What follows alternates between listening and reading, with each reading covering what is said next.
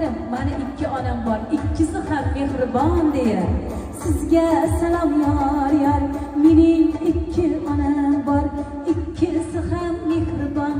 Qabul qiling qaynona onajonim. Bugundan boshlab mani samimiyim, dilbarim, chiroyligim sizga salom yor. Qabul qiling kunlarni bedor, tunlarga ulagan mehribonim, jannatim, volidam sizga salom yor. Kelin salom yor. Achim ko'rishib qo'ydi, aylanib ketay.